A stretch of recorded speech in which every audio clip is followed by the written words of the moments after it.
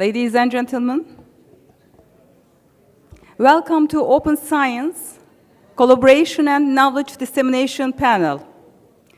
The panel will investigate on open science issues, the impact of academy, industry, and policy making, what potential opportunities it brings to research and education network in Azerbaijan and internationally. My name is Ebru. I will chair the panel with Lyudmila Sukhostat from Institute of Information Technology of ANAS. Hello, everyone. Let me introduce our first speaker, Mehmet Mirat Satoglu, Director of TUBITAK-ULAKBİM, Turkish NRENs. Please present your report.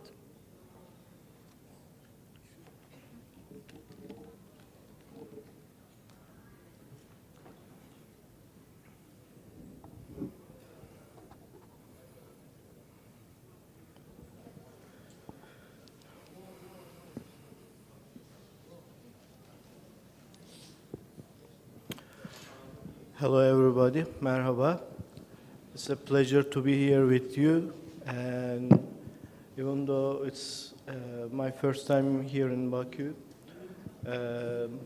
we've always met with our colleagues in meetings, and I just told our host Rasim Bey that I'm embarrassed that I haven't been able to visit before. It's a pleasure to be here with you. I'll be talking to you about our open science adoption process and the challenges, the concerns, the suspicions that we had in Turkey.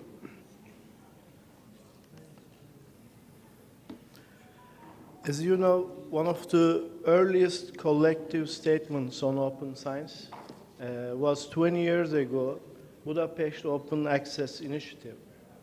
And along with Budapest Open Access Initiative, we always had open access and open science on our roadmap. We had regional events, we had events at our universities, but we never had a national event until 10 years later. And we also had open source projects started around about 20 years ago as an adoption process. And in 2013, we actually started our first open access infrastructure called Journal Park to actually host national academic journals and do actually editorial process management on the platform.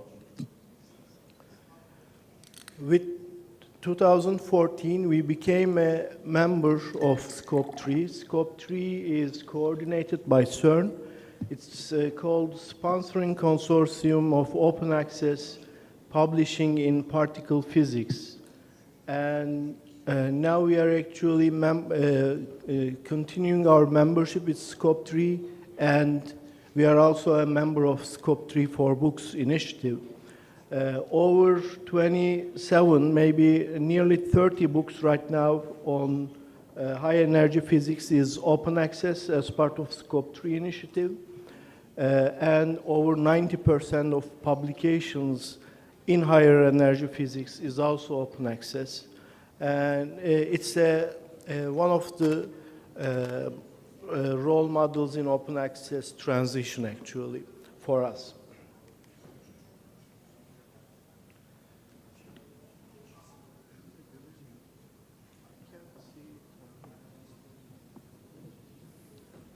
You don't see the no? Okay. All right, my apologies. So I have to actually look at the screen. Now, the first time we actually held our national event was 2012, and it was actually announced to all universities, and we had conference statements at the end and invitations sent to all the universities. But there was this resistance about opening up, and why do we open? Is everyone else opening? Are we letting our guard down? These were the concerns and questions from participants in the meetings and others talking about the conference. Well, the answer is really it's a bit of a problem with the naming maybe. Science is open by itself already. It's always been open. And all the scientific conferences, debates, articles are about cooking up things, about cooking up ideas, challenging your own ideas so that if there are any gaps in your thinking, they're identified and developed and further processed. So it's all of this debate is about opening up. And this is not about opening health records and opening financial statements or personal stuff and communication.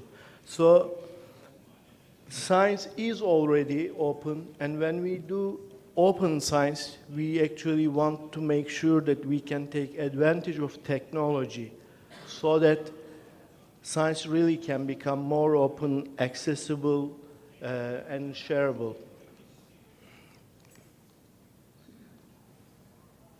And this is something that is happening everywhere. It's not something that's being imposed on us. This was something that we had to discuss a long time.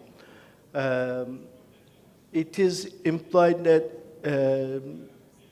there are documents that are being opened up. It's not. We are talking about publications that are already open to all the subscribers. And we are talking about open data so that we can increase collaboration, we can increase efficiency, we can increase participation, and we can enable citizen science actually. So here is a good example. Some of you might know this. This is from a Turkish series called 80s. And this guy had a music store in that TV series. And we don't see those stores anymore. That music industry has gone through not one but two transformations. First via digital music, MP3s and MP3 players. But then it has gone through another transformation. Now we actually don't even save MP3s, we just stream our music. But academic publishing hasn't taken advantage of technology the same way music industry has taken, and that's something to think about. There are obviously those who benefit from this transformation and those who actually lose market share, and those who resist these big transformations, they actually disappear eventually, like this music store.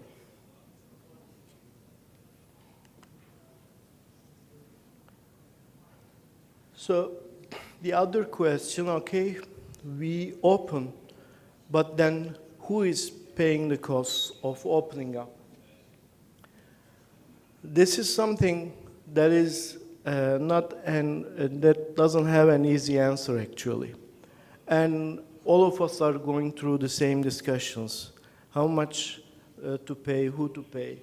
And it's important to note in here that with new cost models, there's new cost sharing actually. And those countries who publish more scientific publications, they are slower on open access uptake. Because their cost structure increases, they have to more for the whole world to be able to access scientific publications. And it's not easy to immediately double your budget. You have to plan accordingly, you have to plan where the extra budget will come from. No matter which country you are, it's always a transformation that you have to think about, you have to plan for. Now, I don't like to put too many words on my slides, but these are from UNESCO Open Science Recommendation. That I love these statements, and I actually shorten them as much as possible, but that is the best I could do. Really, what is open science? That these definitions encompass a really good, to set a new paradigm that integrates into the scientific enterprise practices for reproducibility, transparency, sharing and collaboration, resulting from the increased opening of scientific contents, tools, and processes. So we want to enable others to repeat what we have done, to reproduce, to add on to it, and we want to use the tools to actually do that. And what open science aims is to make scientific knowledge openly available, accessible, and reusable for everyone, to increase scientific collaboration and sharing of information for the benefit of science and society, and to open the processes of scientific knowledge, creation, evaluation, and communication to societal actors beyond the traditional scientific community. So, after seeing this, why don't we all embrace open science? That becomes the question, actually, and you don't have to discuss more about why we embrace open science. Now, then it becomes the other question is, what do we open, how much do we open, especially about open data? And our guideline is just our common sense in here. The principle European Open Science Cloud embraces is as open as possible, as closed as necessary. And that's a wonderful statement. But for each specific data we have to look into it. And we need data officers, we need data stewards to make sure that it's as open as necessary, as possible, as closed as necessary. It's not, we don't have an easy recipe for all the data we hold. But it's easy to actually have consumer complaints open. Weather data, we always use it anyway. And census data and data like that, it's already open, we are already using it. And I actually have to tell you a story about meteorological data in Turkey. I met two researchers. One of them used data for research, I have to say. One of them used it from Germany, and the other one used it from UK, so they could complete their research, but they couldn't get the data from Turkey. Now, if you make that data available, you'll have more researchers working and producing much more scientific results, and you'll benefit as a society from that research. And as I mentioned, personal records, health records, financial statements, personal communication, a lot of personal stuff are closed. And we have to use our common sense for the gray area in between. Now, how did we answer? And I put these back to back, but this is over 10 years' time. It's not a one-day statement that we discussed and put these 7 statements together. But we started providing e-infrastructure, such as Journal Park and open access infrastructure. We have a research data management portal. We have training portals, and we have data management plan portals. So we put in the infrastructure so that researchers, when they see the requirements, they know where to go, they know what to use. We developed and actually adopted our open science policy. Now, at that time, we have discussed, out of the existing business models, we opted for green road open access instead of gold open access, because with gold open access, there are situations where there's a conflict between the author and the journal. And the journal bottom line is completely dependent on the number of publications, articles they accept. So we decided, okay, until the business evolves and there are new models out there, we will go for green road for now. Our policy statement, we have to revise it, and I hope we'll do it this year, but we actually, for raising awareness, put open data encouragement, but we haven't made it mandatory. Now, TÜBİTAK is issuing, for the last 1.5 years, issuing funding calls with mandatory open data requirements, so that researchers, if they use those funds, they have to share data, even if it's after some embargo period. So we'll actually revise the policy. The policy is a way to bring together all the actors and discuss these questions and what are the positions we'll take as a research funding body. And we have adopted Green Open Road, but now we are one of the earliest signatories of Diamond Open Access Action Plan, and Diamond Open Access works for us. We already have 11 academic journals that are sponsored by TÜBİTAK, so we are publishing and we are providing journal park in the same spirit, so that journals don't have to worry about their costs and don't have to increase their journal acceptance rate. Now, it's a brief history of what we have in terms of infrastructure over the last 10 years. As I mentioned, we actually have the Dergi Park and Journal Park in English.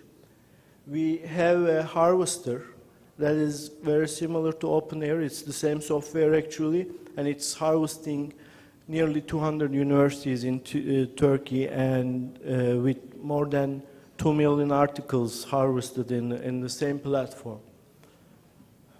We actually established an advisory committee from academics and librarians and champions of open science in Turkey, and we took action in consultancy with the advisory committee, and we actually created the open science policy along with them. We first established our own TÜBİTAK Aperta data repository, but then opened it to everyone in Turkey, all the researchers, as a data repository to be integrated with EduGain, mind you. And that became an open repository for all the researchers, and that is the repository that you have to deposit if you actually have a funding with mandatory open data requirements. We are a member of European Open Science Cloud. We also have a lot of research data management training materials, including open courseware material, and we have an open science portal that will be formally opening to public next month. I've started with Budapest Open Access Initiative. It's the 20th year anniversary, so I'll end up with their recommendations for the next 10 years.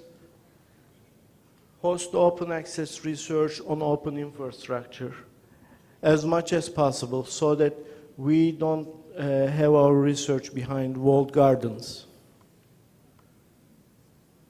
Reform policy, research assessment, and incentives to actually incentivize opening up. Favor green and diamond open access versus APCs. APCs are costly,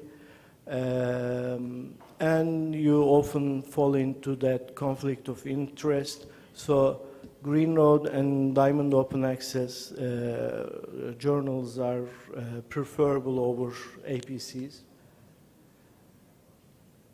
And always favor society journals over commercial publishers. This is a recommendation, but with journals that span over 100 years reputation, it's not an easy thing to do. So, but where you have a choice, it's much more cost efficient. So these are the recommendations that we also embrace and we follow. And I just want to remind you, on the anniversary of Budapest Open Access Initiative. Thank you for listening. Thank you. Thank you.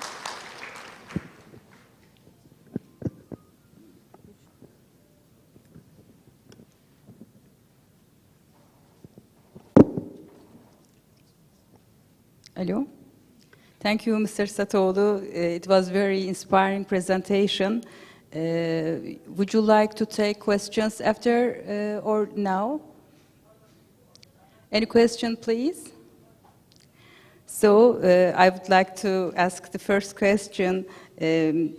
Before I come here, I prepare a question, and I would like to ask, what do you believe that the open science look like in 5 years' time, but you tell what it will bring in 10 years' time. So I would like to ask, what do you think really need to change to handle open science? Thank you. Big publishers are adapting. So I remember 4 or 5 years ago, their transformative agreements were only for their special customers because everything was manual. They couldn't actually, the billing systems and the accounting systems were not up to date. Were not able to handle open access vouchers and each customer. Now they are automated. They are actually becoming more widely available. There is a transformation that's happening. It's not just it's everything that is behind the scenes also has to adapt. But there's also a new business model. As you know, there is Open Research Europe initiative in Europe right now. That is one of those diamond open access initiatives, publicly funded journals. So the whole industry is going through that transformation. It will be easier every day, but we have to make sure that we watch out for the conflict of interest. We don't put authors against journals. They are not enemies of each other. We have to make sure we find a way to actually move forward together. Okay, thank you so much. Any question? Yes, please. Just two follow-up questions to this. First, congratulations to ULAKBİM and TUBITAK for really implementing real actions on it. From the point of view of the researcher, we have two hurdles. First, electronic publishing, or especially golden publishing, is bloody expensive. So in Turkey or in your organization, where does the extra funds should come in order to make it easier to do open access or open science? And the second related question is the incentive, as you said, is also for the researchers, just assessment of their work, their career, and so on. Very often, paper publication counts more in the CV than the electronic publication.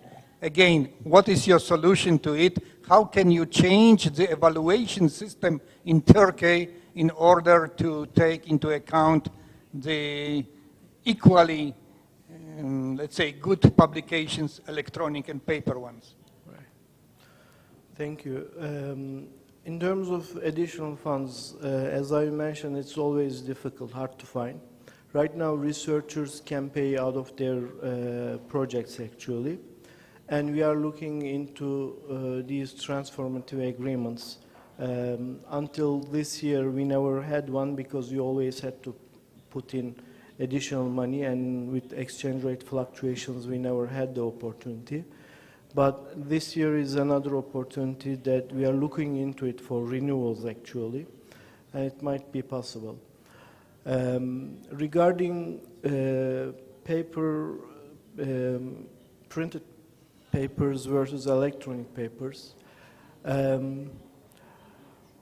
the challenge we had, in Turkey, we don't distinguish between electronic journals versus printed journals. But the classical system in Turkey relied on Web of Science quarters, and the assumption was that the quality of papers are assumed to reflect a homogeneous level in a given subscription journal. Now with open access, the fact of the matter is because as long as it's electronic, you don't have to print and you don't have to ship it to the other end of the world, and it's much more cheaper. You don't have to be so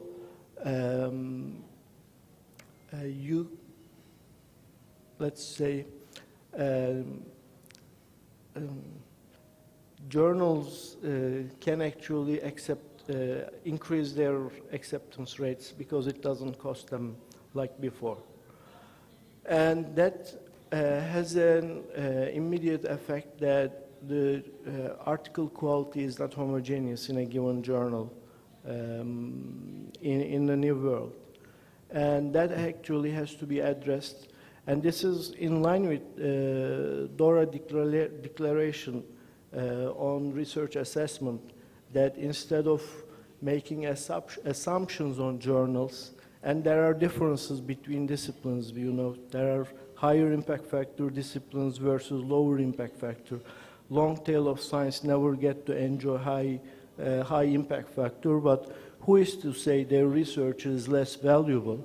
So the DORA Declaration of San Francisco asks research agencies and policy bodies and university administrations to actually look into each individual's contributions instead of making general assumptions.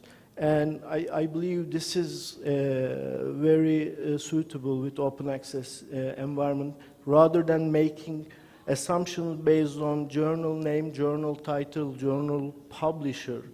We look into the material inside and we do assessment, but that requires a lot of hard work. It's not easy to change the system, and we are struggling with the same things.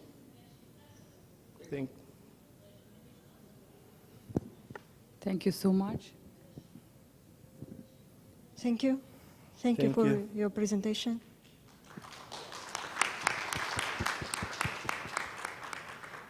Our next speaker is Dr. Zisis Kozlakidis. Please present your report.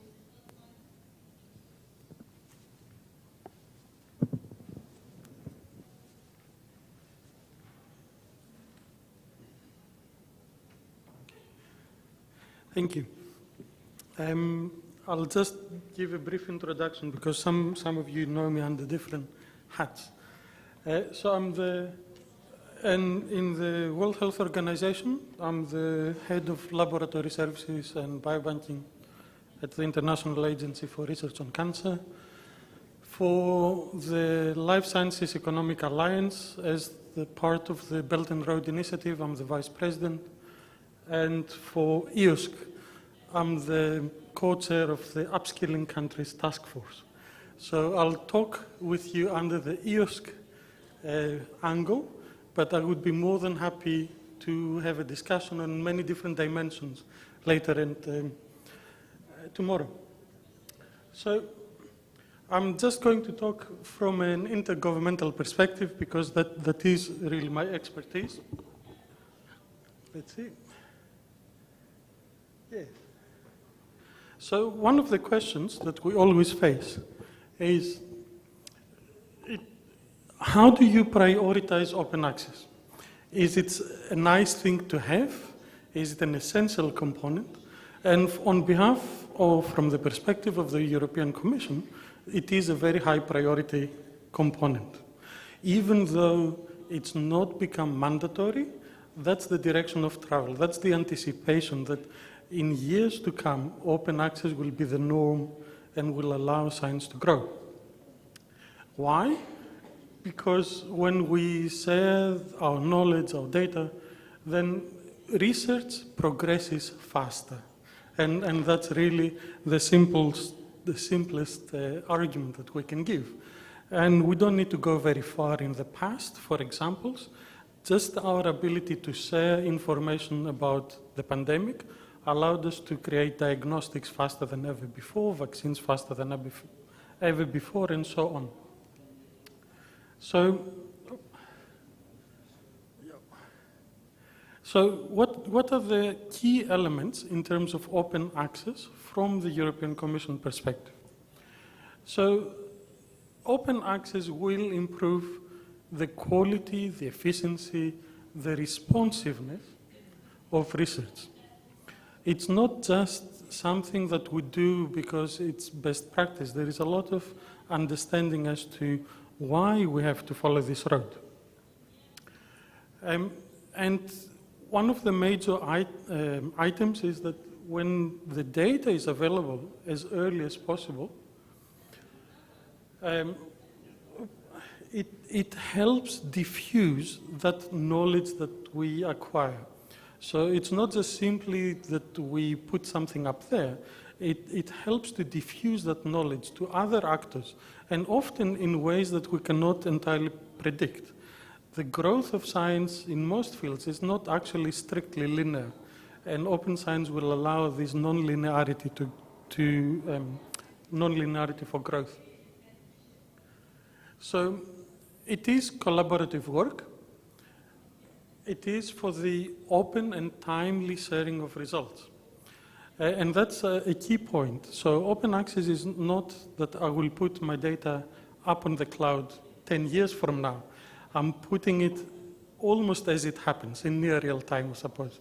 So it allows time for the individuals to publish and to benefit from the investment, as well as the institutions to benefit from that investment they make, but also not far from that time point in the future, others can benefit and allow science to grow. There is this argument that open science loses its impact as time goes by. So we need to be able to allow data to be in common access points as soon as they get produced, as the director of TUBITAK said, as open as possible, as closed as necessary. Okay. We do have to have caveats.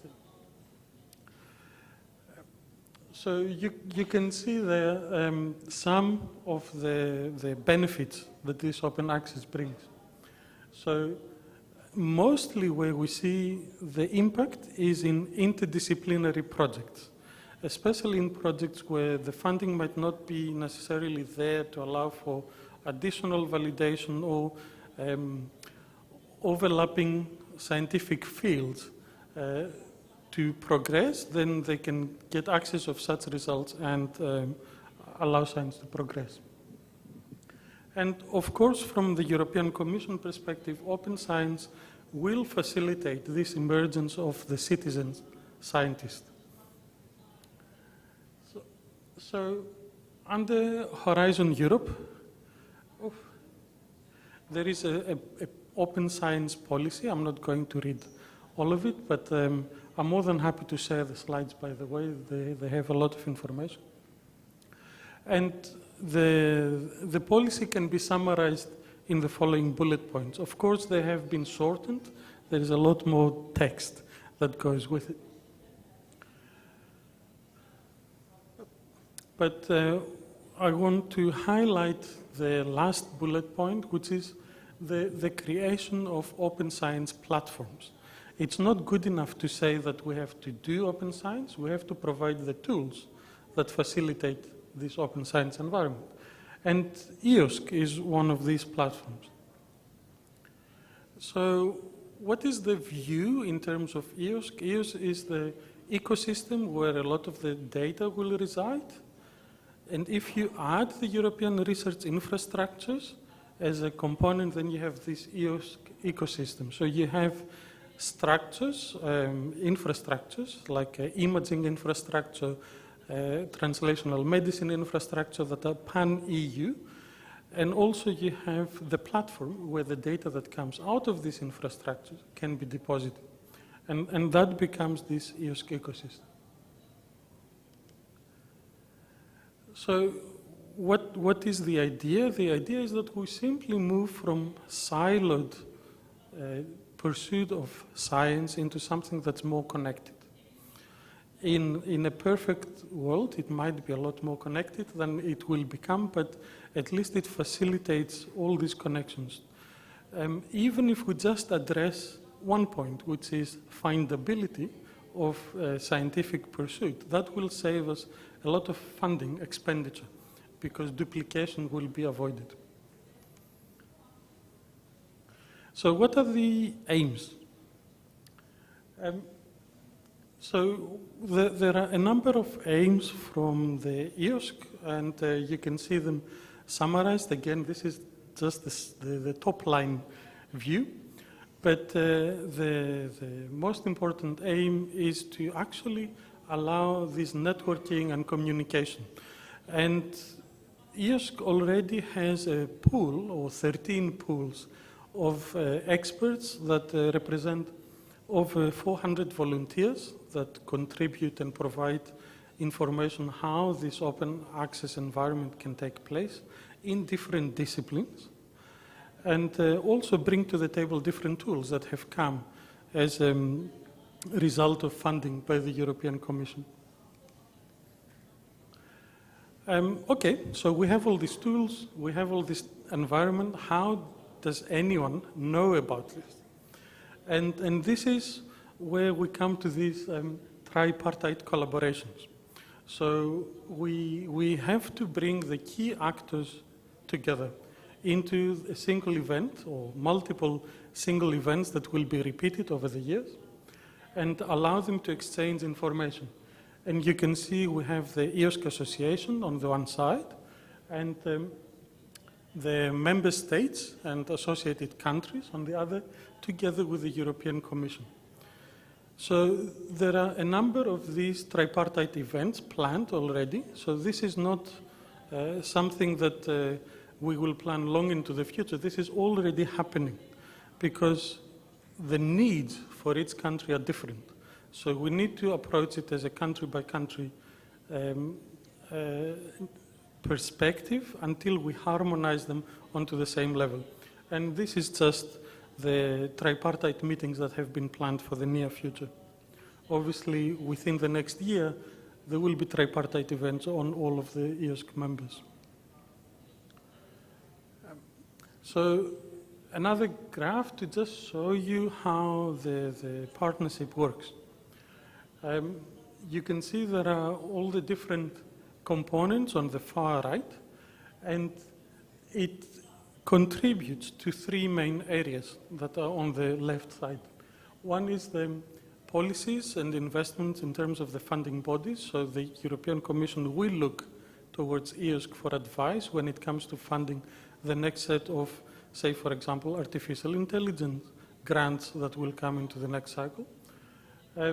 The coordination at the national level, because we need to know what the national needs. Eosc is, at the end of the day, an association of member states and national actors. And, of course, the overall landscape of open access. So I would like to leave it at that and say this is a great adventure for which we've only taken the first steps.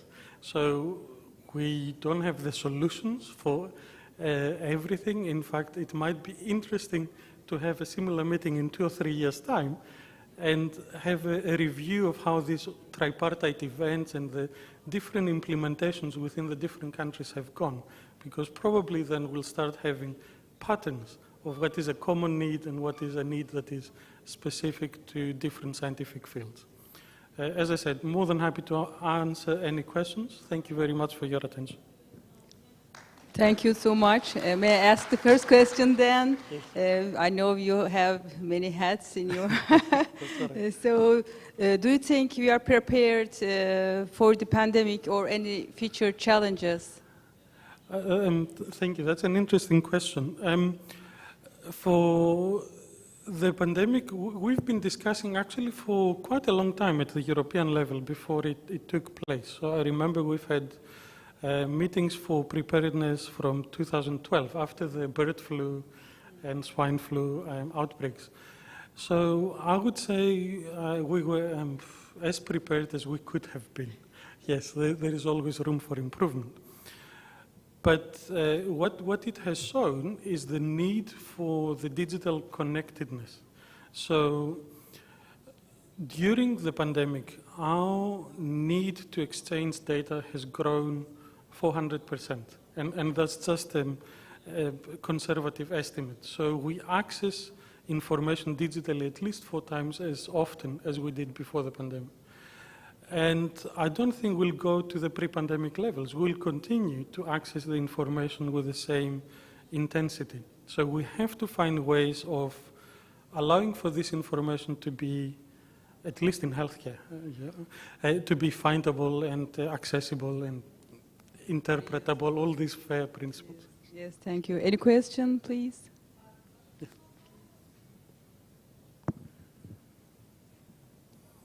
Thank you for your excellent presentation.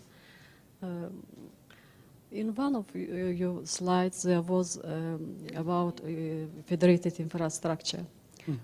What do you mean about federated infrastructure for open science?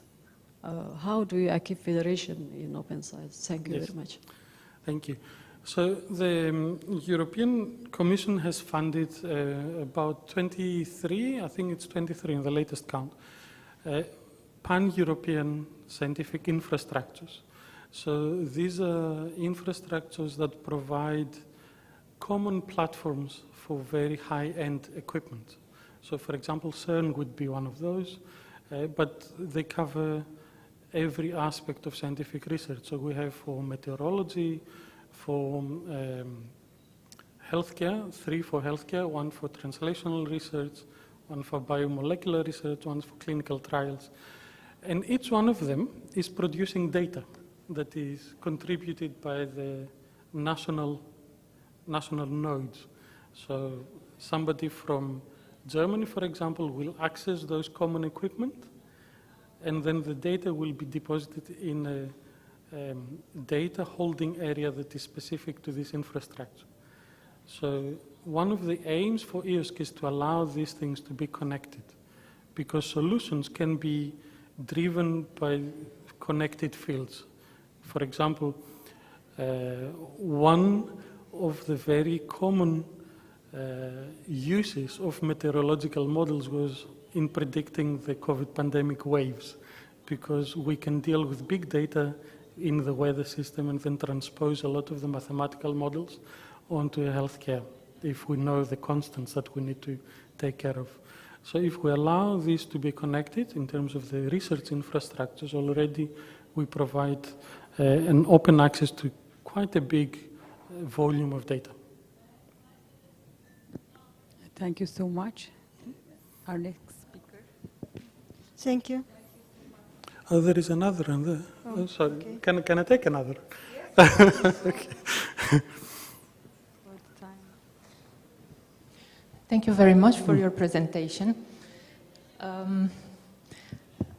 You had one slide where it was probably the most simple definition of European Open Science Cloud, and I don't agree with it, to be honest. So you had, if I'm not mistaken, infrastructures, and then it was the ERICs. Correct. What about the rest of the 95% of the research in the world or in Europe? Because ERICs are not representing really the whole landscape of the researchers. And I have another one. You were talking about the tripartite collaboration, and again, I don't see anywhere the words researcher, the users. Where are they? There is a big disconnect here as well. Yes, okay, well, we'll agree to disagree to start with. But I think the structure of all the ERICs is to have a national representation. And the national representation is at various institutions or governing bodies. So, for example, in most of the medical research ERICs, TUBITAK is the institution that represents Turkey. And the information has to be disseminated through those organizations. So in the same way, Tripartites can only be successful if the national nodes disseminate the information to the researchers, to the end users. Otherwise, it's just a meeting where we talk about the same things. It's not going to be effective. So it's meant to represent the individual researchers, but it has to have some structure so that it can be auditable and tractable. And that structure is through national representation in all these ERICs. We can continue after the discussion. That's fine. Thank Yeah, you. yeah. Thank you so much. One more question we can take. Okay, thank you so much, you. Dr.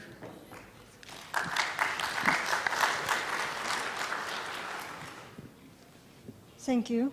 Our next speaker is Babak Nabiyev, head of AScienceNet, Network Operation Center, Azerbaijan. Please.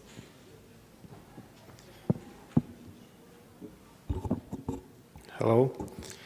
Thank you for coming, to be honest, in front of you, and talk about our network, as named AScienceNet. And presentation will be...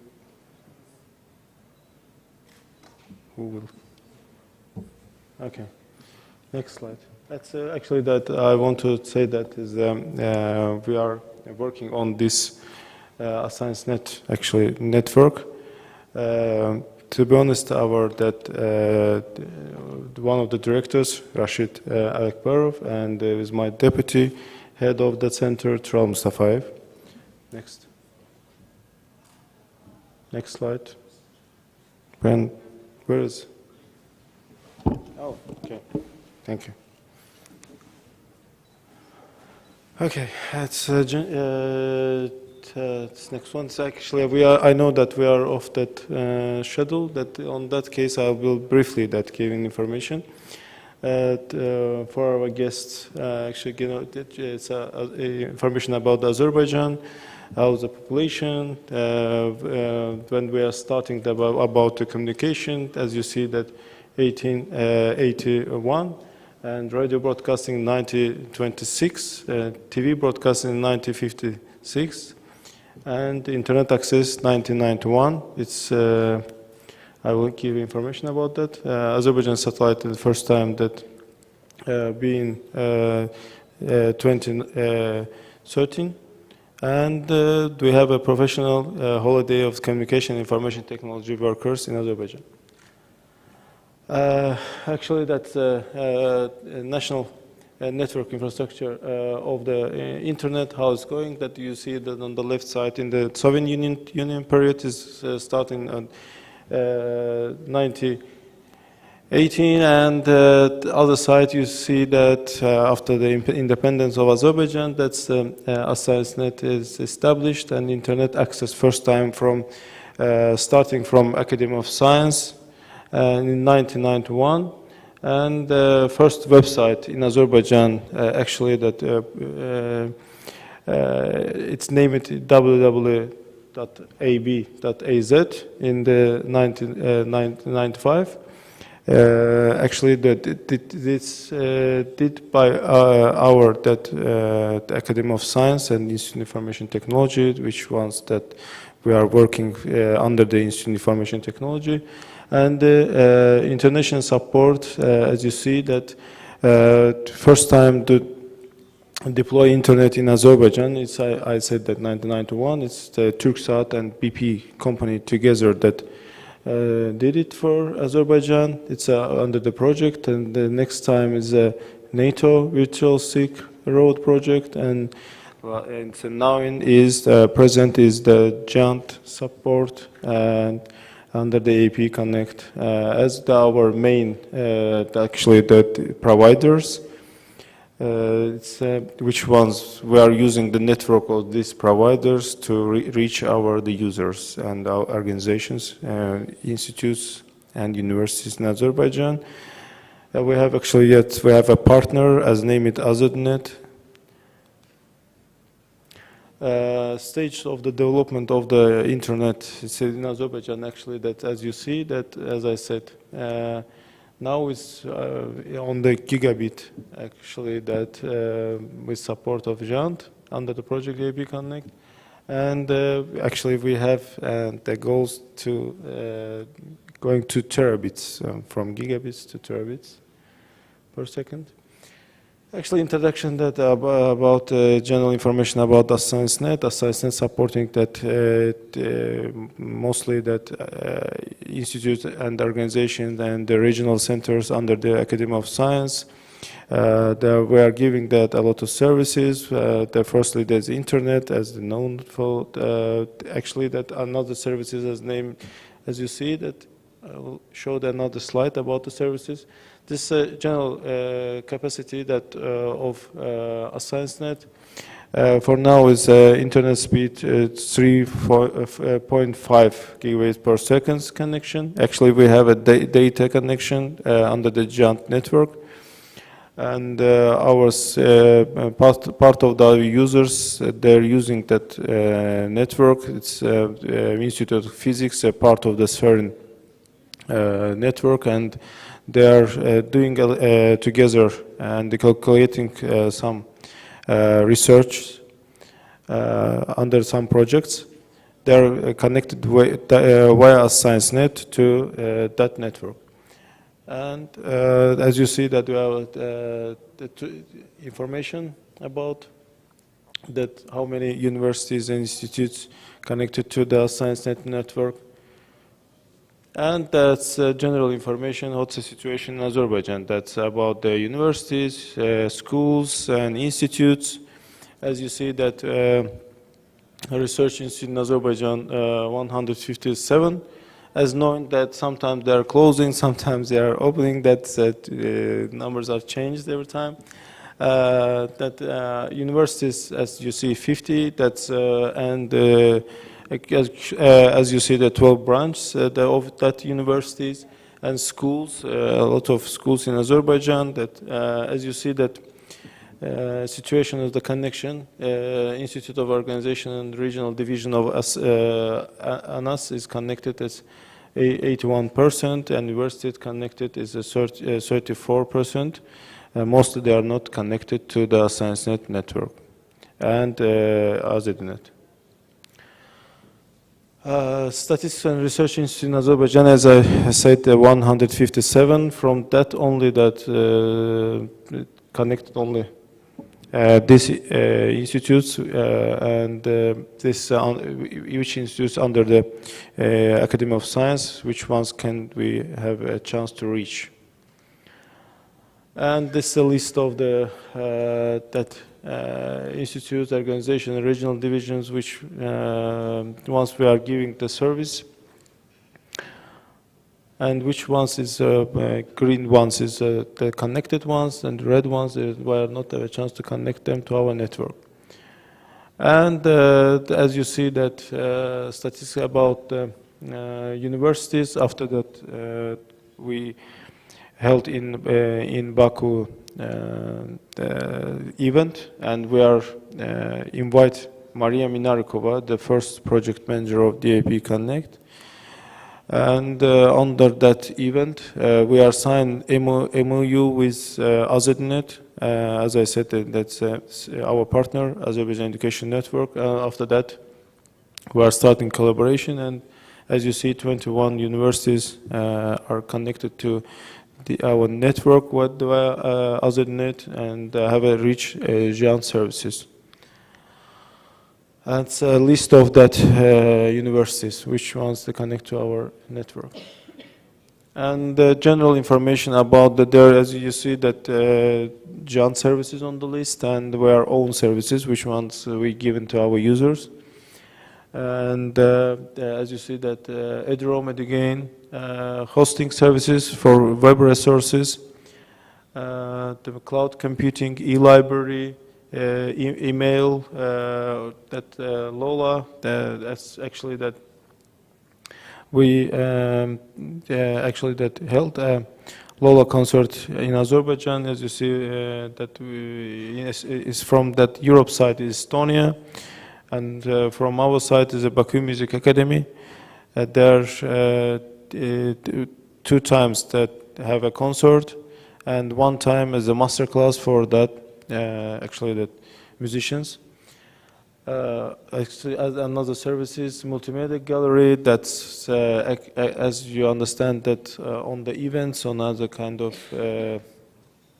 organizations that we taking photos, taking a lot of actual brochures or some other things. We are stored in our multimedia gallery, and they easily can share that each other, that another organizations is actually it's generating the big data for some kind of analysis.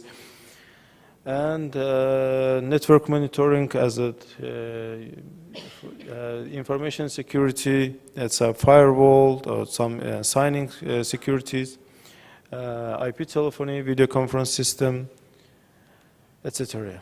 That's a situation, distribution of the internet speed by year. That's a, as you see that I'm showing that one of our biggest problem, that's daytime and nighttime problem, that in the daytime that people easily that accept access to the internet, to the network services, but they're leaving their working places, they can't have a chance to reach that services, that network, that resources. And it's one of the, I think that the problem is the last mile problem, that's we can't reach to our users, and our users can't use that, actually the possibilities in everywhere. That on that case, I hope in that we'll have a chance in the future that organize a mobility of connection for our users. That's a situation for years, as you see, that a lot of that connection possibilities can't use in the night time, and we are thinking how to actually solve this problem. And this actually our partners from Europe, they generally know information about these things, but for that our colleagues from Azerbaijan, it will be very interesting, and it's actually that if they are connected to that GEANT network, it's actually the largest community that in the world. There are all continents connected to that network. They have a lot of possibilities and receive a lot of benefits from this network, as showing that infrastructure that 40 countries connected to the network. One of these Azerbaijan via ScienceNet. And international project, as mentioned, that EP Connect, AfricaNet, and etc. Framework agreement with Microsoft, Google, and Amazon. They have a chance that easily using that services that GEANT provides that kind of services.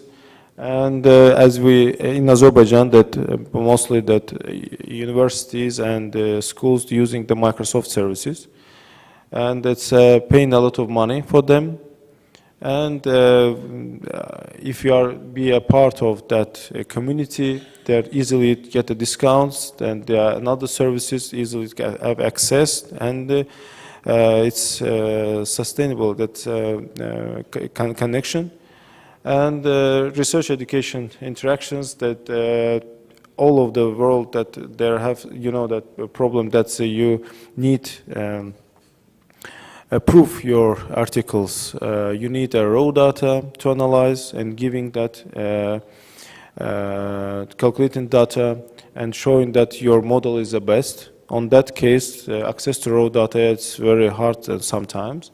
And under that community, that easily, if you have a chance to collaborate with a related organization and ask them about some data for analyze, or same thing for our actually that organizations is it's Azerbaijan. There have actually that we are talking before that 2 days ago that Azerbaijan have a lot of manuscripts, which they have a chance to digitalize and giving that other their countries to analyze it.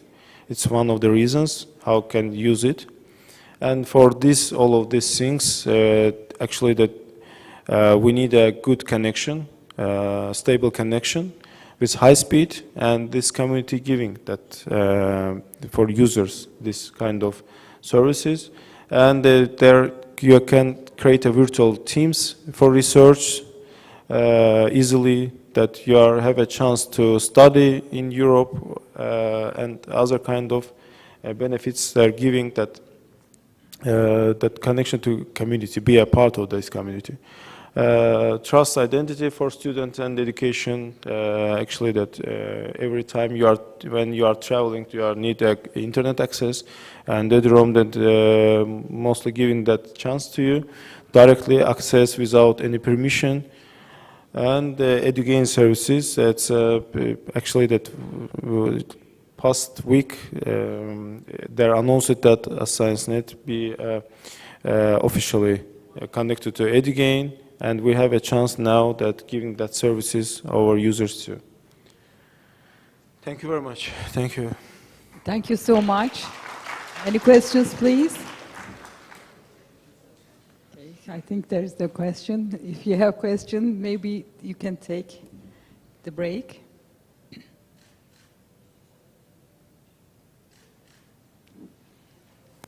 Thank you. Thank you very much. Ladies and gentlemen, finally we come to the end of the panel. We would like to say thanks to all our panelists for their inspiring presentations. Thank you for your active participations. Hopefully, we hope it's beneficial for everyone. Thank you for your attention. Thank you. Thank you.